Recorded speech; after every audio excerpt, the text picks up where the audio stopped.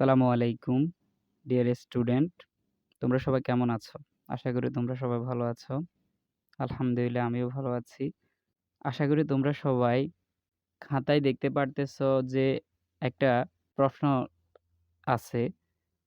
তো প্রশ্নটা হচ্ছে পদার্থবিজ্ঞানের ৩য় চ্যাপ্টারের অর্থাৎ বল যে চ্যাপ্টারটা সেই চ্যাপ্টার থেকে খুবই গুরুত্বপূর্ণ একটা সৃজনশীল, যেটা দাখিল পরীক্ষা ২০১৯ সালে এসেছিল এবং এই প্রশ্নটাই ২০২৫ দাখিল পরীক্ষায় আসার সম্ভাবনাটা অনেক বেশি। আজকে আমরা এই সৃজনশীলটা সমাধান করব।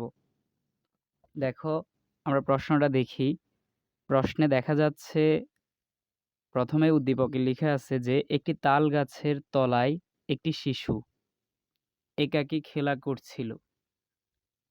ভূমি থেকে ২০ মিটার উচ্চতায় ঝুলন্ত একটি 1.5 কেজি ভরের তাল পড়তে দেখে শিশুটির নিকট থেকে ১২ মিটার দূরে অবস্থানরত তার মা 8 ms/1 সমবেগে দৌড়ে তাকে দুর্ঘটনার হাত থেকে রক্ষার চেষ্টা করলেন।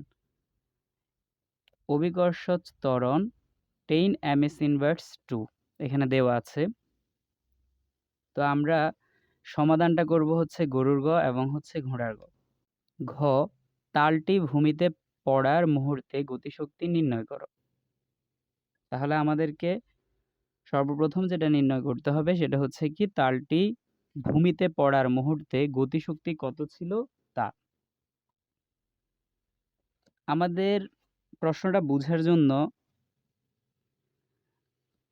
ভালোভাবে উদ্দীপকটা বুঝতে হবে। অর্থাৎ আমরা যদি এখানে ম্যাথটা সলভ করতে চাই তাহলে আমাদের অবশ্যই যেটা সবচেয়ে বেশি গুরুত্ব দিতে হবে সেটা হচ্ছে উদ্দীপকটা। উদ্দীপকটা যদি আমরা বুঝতে না পারি তাহলে কিন্তু আমরা সমাধানটা করতে পারবো না। তো দেখো, আমি তোমাদেরকে উদ্দীপকটাকে একেবারে ভালোভাবে রিয়েলিস্টিক ভাবে বোঝানোর চেষ্টা করব। তোমরা একটু বোঝার চেষ্টা করবা। যেমন এখানে বলা হয়েছে কি যে একটি তাল গাছের তলায় একটি শিশু। জাস্ট এটাকে একটু তোমরা ইমাজিন করো যে হচ্ছে একটি তাল গাছ, এটা একটি তাল গাছ। তাল গাছের তলায় একটি শিশু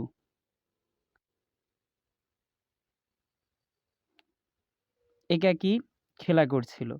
ভূমি থেকে ২০ মিটার উচ্চতায়, এটা ভূমি, ভূমি থেকে ২০ মিটার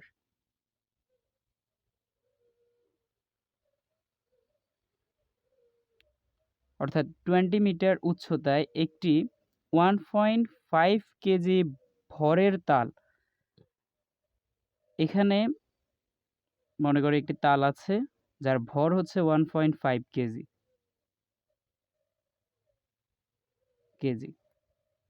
পড়তে দেখে শিশুটির নিকট থেকে ১২ মিটার দূরে অবস্থানরত তার মা 8 ms/1 সমবেগে দৌড়ে তাকে দুর্ঘটনার হাত থেকে রক্ষার চেষ্টা করলেন। অভিকর্ষ ত্বরণ 10 ms/2। এখানে দেখো, অধিকাংশ স্টুডেন্ট যেটা ভুল করবে সেটা হচ্ছে কি অভিকর্ষ ত্বরণ এখানে যে দেওয়া আছে এটার দিকে তারা লক্ষ্য করবে না।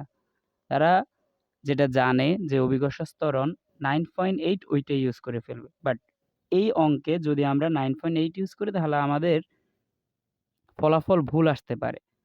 তাই আমাদেরকে অবশ্যই অভিকর্ষ ত্বরণটা এখানে উদ্দীপকে যেটা দেওয়া আছে বা প্রশ্নে যেটা দেওয়া আছে সেটা ইউজ করতে হবে, অর্থাৎ 10 ms/2। তো যদি এখন আমরা দেখি যে তালটি ভূমিতে পড়ার মুহূর্তে গতিশক্তি নির্ণয় করতে হবে, এটা আমরা কিভাবে নির্ণয় করব? প্রথমত আমাদের যেটা জানা লাগবে যে গতিশক্তি, তো গতিশক্তির সূত্রটা কি? গতিশক্তিকে কি দ্বারা প্রকাশ করা হয়? ইকে দ্বারা। ঠিক আছে? অনেক ক্ষেত্রে অনেক বইয়ে বা অনেকে এটাকে ভি দ্বারা বা ইউ দ্বারা বিভিন্ন সিম্বল দ্বারা প্রকাশ করে। তো আমি তোমাদেরকে গতিশক্তিকে প্রকাশ করব হচ্ছে ইকে ধারা। এভাবে প্রকাশ করে সমাধান করব, দেখবা তোমরা। তো যাক, আমরা জানি কি গতিশক্তি ইকে ইকুয়াল কি হাফ এম ভি স্কোয়ার। তো উদ্দীপক থেকে আমরা কি দেখতেছি যে তালের যে ভরটা অর্থাৎ এম এর মানটা দেওয়া আছে ভি স্কোয়ার। এখানে কি ভি স্কোয়ার আছে কোথাও?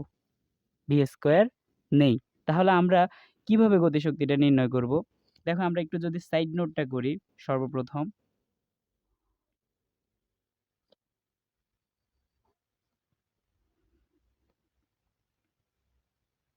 এখানে তালের ভর জাস্ট আমি সিম্বল আকারে লিখতেছি যে এম ইকুয়াল কত 1.5 কেজি। তারপরে এখানে কিন্তু কোনো বেগ অর্থাৎ শেষ বেগ কত হবে সেটা দেওয়া নাই। তাহলে আমাদের বেগটা বের করতে হবে। প্রথমত দেখো আমরা যদি এই পাশে সূত্রটা লিখি গতিশক্তির ক্ষেত্রে, তো আমরা জানি কি? আমরা জানি গতিশক্তি KE equal half M V square. এখানে এমটা তো আমরা উদ্দীপকে পাচ্ছি, বাট ভি স্কোয়ারটা তো নেই। কিন্তু দেখো তো প্রশ্নে কি বলা হচ্ছে যে একটি তাল গাছের তলায় একটি শিশু একাকী খেলা করছিল ভূমি থেকে ২০ মিটার উচ্চতায়। কত মিটার উচ্চতায়? ২০ মিটার উচ্চতায় ঝুলন্ত একটি 1.5 কেজি ভরের তাল। তাহলে তালটি কিন্তু ঝুলন্ত ছিল। যখন গাছে তালটি ঝুলন্ত ছিল তখন এটা কি ছিল? স্থির ছিল। অর্থাৎ তার মধ্যে আদিবেগ ছিল কি? U equal 0 ms inverse 1। Okay, যখন তালটা নিচের দিকে পড়তেছে তখন এটা সময়ের সাথে সাথে অভিকর্ষ ত্বরণের প্রভাবে এটা গতিশীল হচ্ছে অর্থাৎ বেগ প্রাপ্ত হচ্ছে। তো আমরা একটা সূত্র জানি, সেটা হচ্ছে কি যে পড়ন্ত বস্তুর সূত্র যে v square equal you square plus 2 gh. তোমরা আশা করি জানো এই বিষয়টা যে v square equal you square plus 2 gh. যদি অভিকর্ষের প্রভাবে কোনো বস্তু নিচের দিকে পড়ে তাহলে অভিকর্ষ ত্বরণটা ধনাত্মক থাকে, যার কারণে এখানে সূত্রের ক্ষেত্রে v square equal you square plus 2 gh. এখন যদি নিচ থেকে কোনো একটা বস্তুকে উপরের দিকে নিক্ষেপ করা হতো তাহলে কিন্তু অভিকর্ষ ত্বরণটা নেগেটিভ হতো। তখন সূত্রটা হতো V square equal you square minus 2 GH. আশা করি বুঝতে পারছো। এখন এখানে আদিবেগটা কত? আদিবেগ হচ্ছে 0। তাহলে আমরা যদি এখানে ইউ এর জায়গায় 0 বসাই প্লাস 2 জি এইচ, অর্থাৎ আমরা বি স্কোয়ার ইকুয়াল কি পাচ্ছি? 2 জি এইচ। এখন উদ্দীপকে কিন্তু অভিকর্ষ ত্বরণটা দেওয়া আছে 10 এমএস ইনভার্স 2। তা আমরা এখানে জি এর মানটা পেয়ে গেলাম যে জি ইকুয়াল 10 এমএস ইনভার্স 2। তোমরা দেখো তো এখানে কি এইচ এর মান আছে কিনা? 20 মিটার। এইচ এর মান যদি আমরা 20 মিটার ইউজ করি, এইচ ইকুয়াল 20 মিটার, তাহলে এখন আমরা সূত্রে যদি মানগুলা বসাই তাহলেই তো আমাদের কি ফলাফলটা চলে আসবে। দেখো কি হচ্ছে এখানে হাফ এম, মানগুলো বসানোর আগে আমরা ভি স্কোয়ার ইকুয়াল এখানে 2 জিএইচ এটা বসাবো। V square equal 2 GH. দেখো 2 আর 2 কাটা যাচ্ছে, এখানে এম জি এইচ হচ্ছে ইকুয়াল এম এর মানটা কত? এম এর মান হচ্ছে 1.5, জি 10 আর এইচ হচ্ছে 20। এখন আমরা এগুলাকে ক্যালকুলেশন করব। দেখো ক্যালকুলেশন করলে কি বের হয়।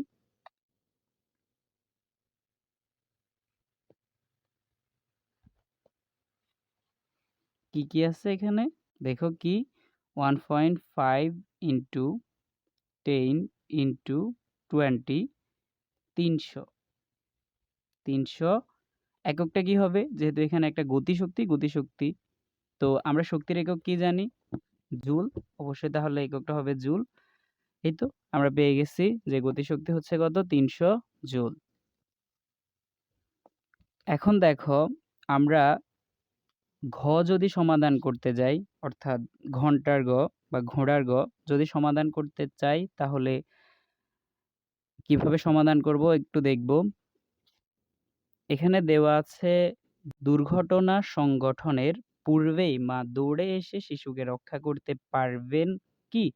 গাণিতিক বিশ্লেষণপূর্বক মতামত দাও। দেখো, দুর্ঘটনাটা ঘটনার পূর্বেই মা শিশুকে রক্ষা করতে পারবে কি পারবে না এটা কিন্তু নির্ভর করবে তালটা পড়তে কি পরিমাণ সময় লাগতেছে এবং হচ্ছে মা শিশুটাকে রক্ষা করার জন্য শিশুর কাছে যেতে কি পরিমাণ সময় লাগছে এটার উপর। ওকে, তাহলে আমরা এখানে তাল পড়তে কি পরিমাণ সময় লাগছে এবং মা শিশুটার কাছে পৌঁছাতে কি পরিমাণ সময় লাগতেছে, এই যে পার্থক্যটা বা এই সময়টুকু যদি আমরা বের করতে পারি তাহলে আমরা বুঝতে পারবো যে হচ্ছে দুর্ঘটনা সংঘটনের পূর্বে মা দৌড়ে শিশুকে রক্ষা করতে পারবে কি পারবে না। ঠিক আছে, তো প্রথমে আমরা তাল পড়তে কি পরিমাণ সময় লাগে সেটা বের করব। যেমন আমরা এখানে যদি দেখি, আরেকবার রিপিট করি প্রশ্নটা, যে একটি তাল গাছের তলায় একটি শিশু একাকী খেলা করছিল, ভূমি থেকে 20 মিটার উচ্চতায় ঝুলন্ত একটি। তাহলে এখানে উচ্চতা এইচ এর মান হচ্ছে 20 মিটার, ঝুলন্ত একটি 1.5 কেজি ভরের তাল, ভর 1.5 কেজি, যদিও বা আমাদের এখন ভরটার প্রয়োজন নেই। তাল পড়তে দেখে শিশুটির নিকট থেকে 12 মিটার দূরে অবস্থানরত তার মা 8 ms ইনভার্স 1 সমবেগে দৌড়ে তাকে দুর্ঘটনার হাত থেকে রক্ষা করার চেষ্টা করলেন। অভিকর্ষ ত্বরণ হচ্ছে কিন্তু 10 ms ইনভার্স 2। তাহলে আমরা তাল পড়ার যে সময়টা সেটা বের করার জন্য কোন সূত্রটা ইউজ করব? তো দেখো, তোমাদের অবশ্যই মনে আছে যে উচ্চতা নির্ণয়ের ক্ষেত্রে অভিকর্ষ ত্বরণের প্রভাবে পড়ন্ত বস্তুর উচ্চতা নির্ণয়ের ক্ষেত্রে একটি সূত্র আছে। সূত্রটা হচ্ছে কি h equal ut plus half gt square. তা আমরা এখানে এই সূত্রটা ইউজ করব, ইউজ করে টি এর মানটা বের করব। দেখো, সূত্রটা হচ্ছে কি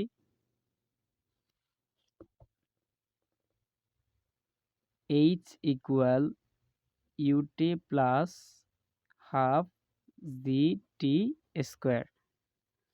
তো এখানে আমরা তালের ক্ষেত্রে কি দেখছি, তালটা ঝুলন্ত অবস্থায় ছিল, অর্থাৎ সেক্ষেত্রে তার আদিবেগ ইউটা ছিল 0 ms ইনভার্স 1। টি আমাদেরকে বের করতে হবে, তো সো টি ইকুয়াল হোয়াট, আর জি ইকুয়াল হচ্ছে কত 10 ms inverse 2। H h equal হচ্ছে 20 মিটার। আমরা এই মানগুলা যদি এই সূত্রে বসাই তাহলে আমরা টি এর মানটা পেয়ে যাব। দেখো, এইচ এর মান হচ্ছে কত 20 ইকুয়াল ইউ এর মান হচ্ছে 0 into T plus half into জি এর মান হচ্ছে কত 10 ইন্টু টি স্কোয়ার। 2 দ্বারা যদি আমরা 10কে কাটি এখানে হচ্ছে 5, আর এখানে বা 20 ইকুয়াল 0 এবং টি গুণ করলে 0, যে কোনো কিছুর সাথে গুণ হলে ওটা কি হয়ে যাবে 0 হয়ে যাবে। সো এখানে 0 প্লাস এখানে 2 দ্বারা যখন আমরা 10কে ভাগ করব তখন 5 পাচ্ছি, তাহলে 5 টি স্কোয়ার হচ্ছে। এখন আমরা এই জিনিসটাকে যদি পক্ষান্তর করি তাহলে এদিকে পাচ্ছি হচ্ছে 5 টি স্কোয়ার ইকুয়াল হচ্ছে 20, বা টি স্কোয়ার ইকুয়াল হচ্ছে 20 ডিভাইড বাই 5। 5 দ্বারা 20কে কাটা হলে আমরা পাচ্ছি হচ্ছে 4,